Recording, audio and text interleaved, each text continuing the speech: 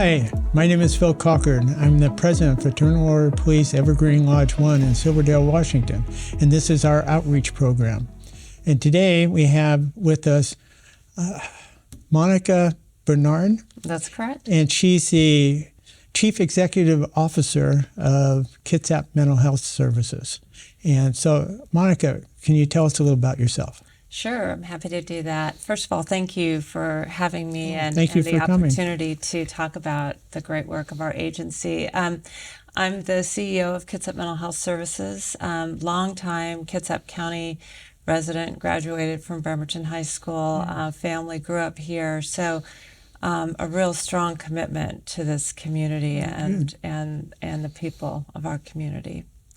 Good. My wife graduated from Central. Oh, yeah. One of the many high schools around here, yeah. Yeah.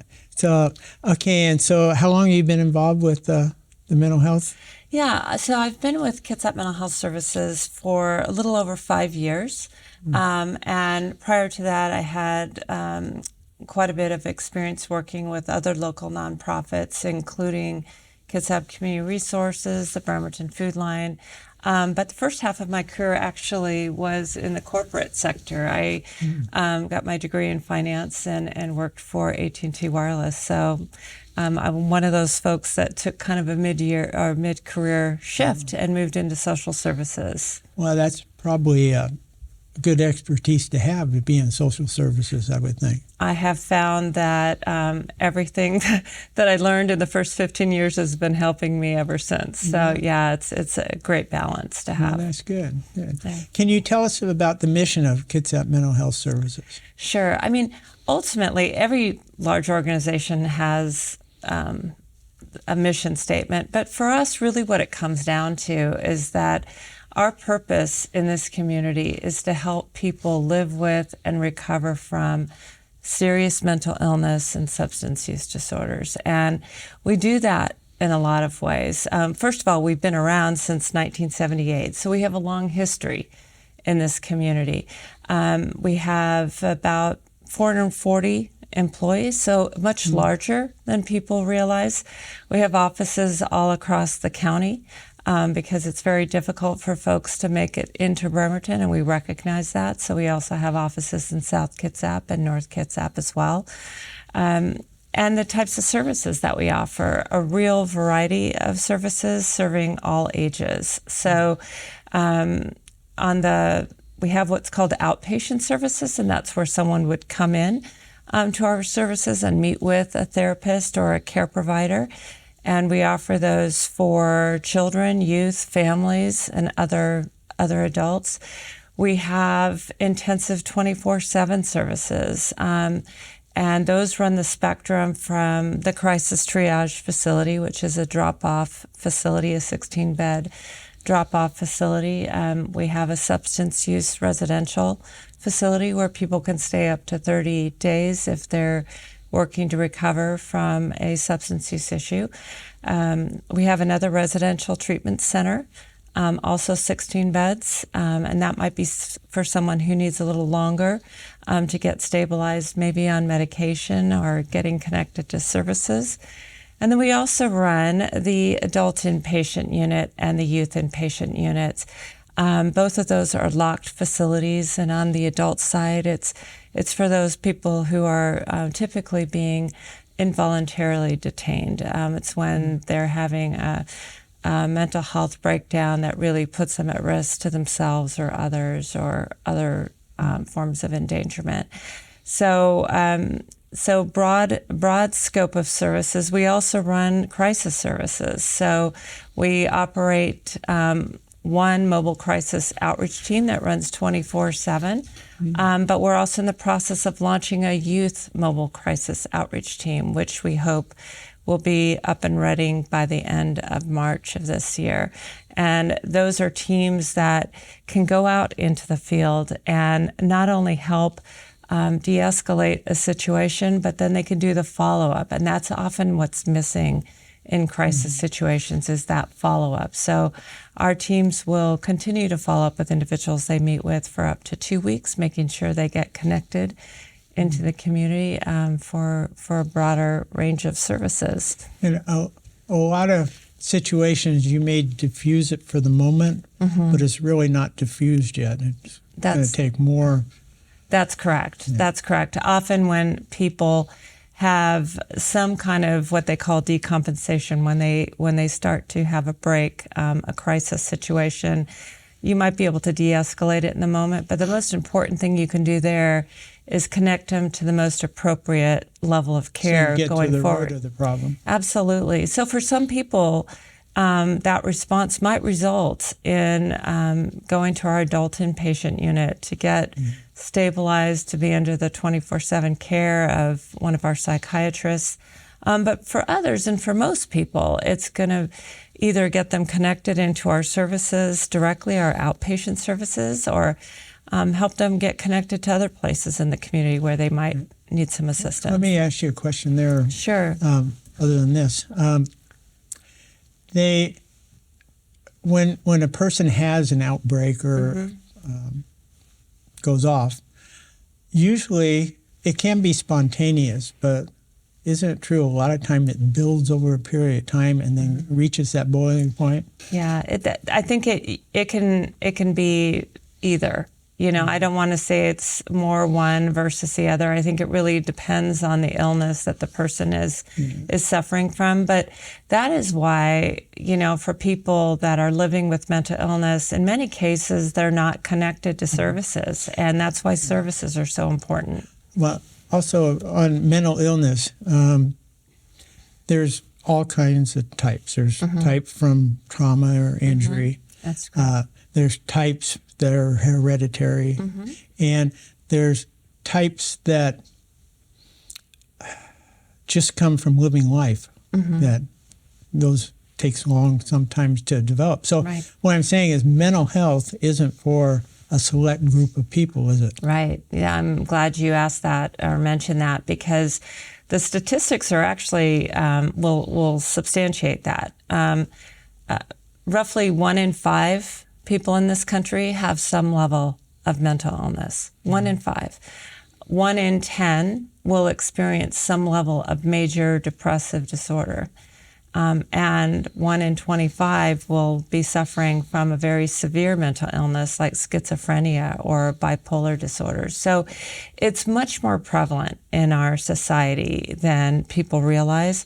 And the sooner you can identify it, diagnose it, get connected to services, the more likely your prospects are for long-term recovery.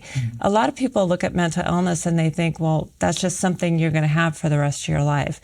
Well, the truth is recovery is possible for many people. And to a certain degree, it's also for others who may not fully recover. What services offer them is an opportunity to learn how to live and to thrive at the highest possible level with the illness that they do have. So it's not just these kind of extreme situations where you might see something dramatized on TV. Mental illness is something that many of our families deal with every single day. Yeah. I think a lot of people don't understand that. I think you're absolutely right. And you know, it doesn't help sometimes there definitely is a stigma in our society, in our culture related to mental illness. You know, if you have a heart disease, it's not something that you are ashamed of saying to your neighbor. But if you're suffering from a mental illness, it's something that you often keep to yourself because there is such a stigma in our society. But in reality, like you said, so much of the mental illness, it's caused by genetics. It's caused by somebody's trauma. It could be rooted in their childhood, or just, you know, they just happen to be living with it. So it has a variety of causes. Yeah. Well, basically, I think anybody that drives a car is a little bit unbalanced because you see these cars on the road every day, you know, and we go out there and do it again. We do, don't we? Yeah. Right, absolutely. Okay, what if a person doesn't have Medicaid. Yeah. Can they access the Kitsap Mental Health Service? They can. So the primary population of individuals that we serve is the Medicaid population. So those would be individuals that are living just above or below the federal poverty levels. And so that's our primary population that we serve. And we're focused on that population because honestly, there's not a lot of services available for them in the community. So that is our target population. But we do serve people with other forms of payment. So in certain services, we serve people with commercial insurance. We also have funders that step in when maybe somebody is underinsured or uninsured. The Salish Behavioral Health Organization, it's a 3-county consortium, if you will. They provide us some funding from the state to help provide services for those individuals. And then if there is no funding at all available for somebody, we offer sliding scale and tie that to somebody's income. So we make every effort to try and accommodate that. And crisis triage is a perfect example.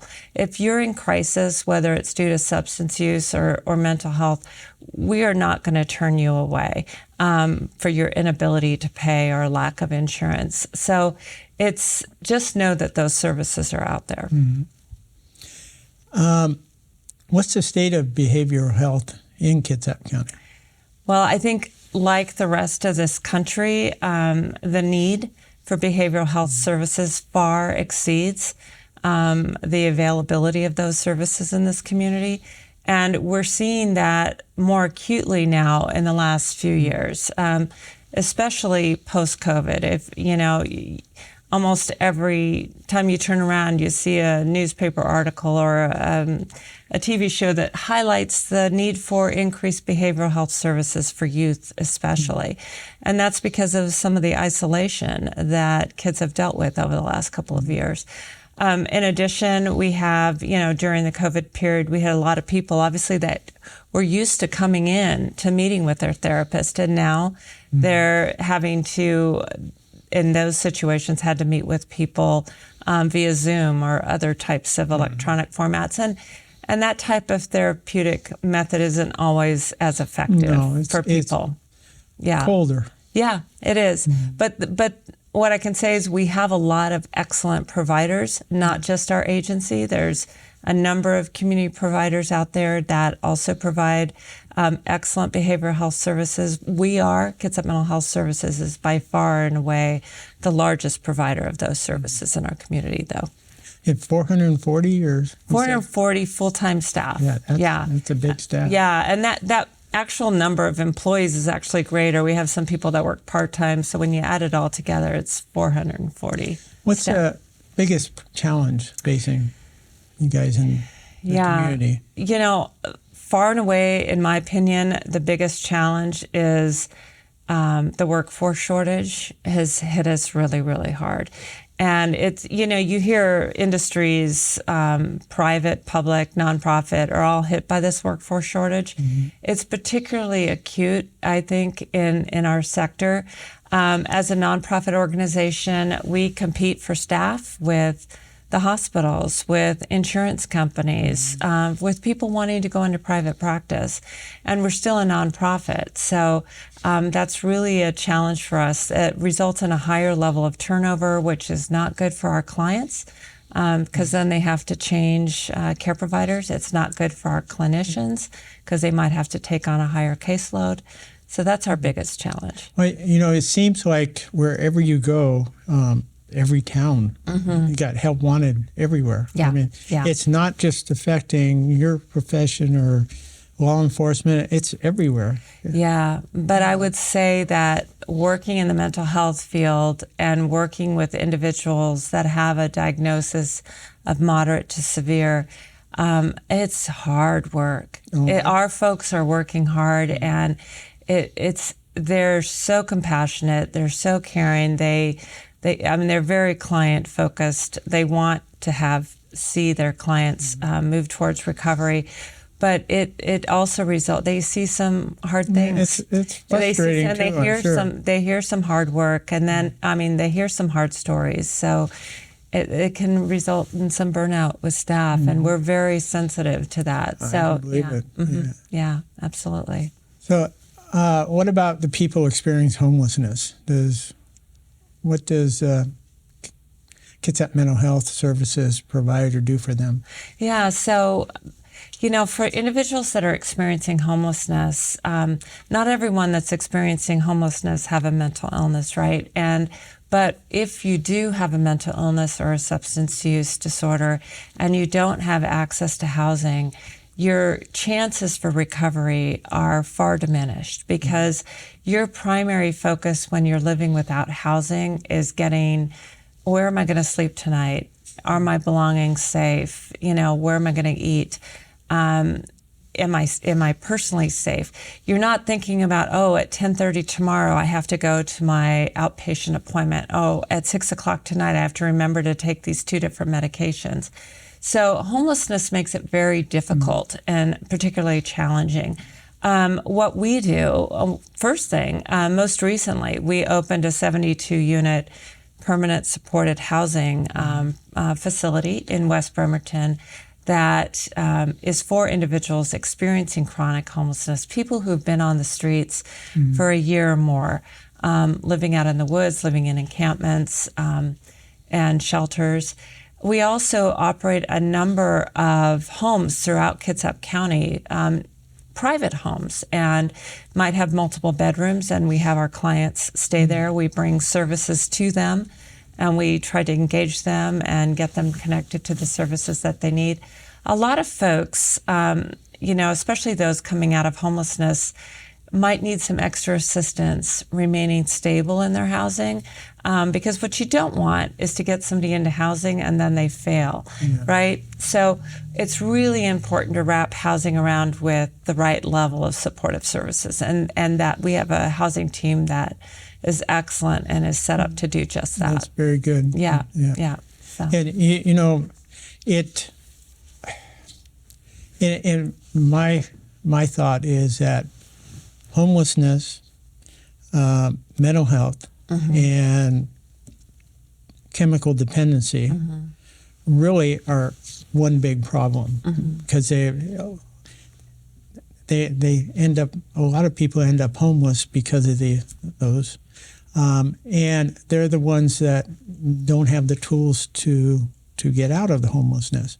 And I think it's good that we're putting money into homeless people and camps for people, but I think we need to get together a community and build up mental health and chemical dependency programs, so that you hit the root of part of the problem. Right. And I think you raise a really interesting point. I mean, a lot of people will associate homelessness with mental illness and substance use, but not everybody that's homeless is dealing with that, right? Some people are just down on their luck and out. And the rising rents have skyrocketed in this community, and no way has wages kept pace. So a significant amount of homelessness is really due to people being displaced in their housing. But once they get displaced, that can be a very traumatic experience. It can trigger mental illness. It can create situations for substance use. So there's definitely a relationship there. And when we identified people to move into Pendleton Place, again, we looked for people not only who were experiencing homelessness, but also people who were experiencing that along with a mental illness and a substance use or a substance use disorder. And, because the whole idea is that if you get people into housing and get people stabilized in their housing, they're much more likely than to want to avail themselves of supportive services that they need to recover. Do you partner with other community providers? We absolutely do. I mean, as I said, the need in our community is far greater than any agency can provide alone. And there's a number of excellent providers that provide a variety of services that our clients need. First and foremost, Peninsula Community Health Services is an example. They're a primary care provider. They also do some behavioral health, and they serve many of our clients. We work with other substance use providers like West Sound Treatment Center or Agape Unlimited. And then in many cases, as we were talking about housing earlier, we have to look beyond just the healthcare needs of our clients. What are the housing needs of our clients? What are the employment needs of our clients? And so They're all interlocked. It is. Employment, people don't realize, is a huge part of recovery. If you have somewhere to go every day, that goes a long way in your recovery. So we partner with organizations like Kitsap Community Resources to assist with some of those services. So, you really need the community partners. But beyond that, we partner with law enforcement. We partner with emergency management services. We partner with the court system. We partner with the hospital. All of them together are part of this system. That's great. Yeah. I think you'll have to come back another time. We're running out of time. Okay. Do you have anything that you'd like to add? Yeah, I guess what I would say is that the most important thing I think that people who are watching can listen is to remember how common mental illness is. And if you're in need of those services, please go out and seek out those services. Encourage your loved ones, your friends to seek out those services. At Kitsap Mental Health, we'll see you on a walk-in basis. And if we can't help you, we'll connect you with who can. We're located at 5455 Elmira Drive in Bremerton. And you're going to give me your website. I will give you my website, and that has all of our location information. Okay. People can recover from mental illness. There is hope, and that's what we have. Thank God there's people like you around doing Thank you that. very much. I really Thank you very much for coming. Thank you. And we'll have to have you back. I would very much enjoy that. Thanks. That ends our show for today. Thank you for tuning in. We'll have more down the road, so stay healthy out there and pass the word on to others about our show. Thank you.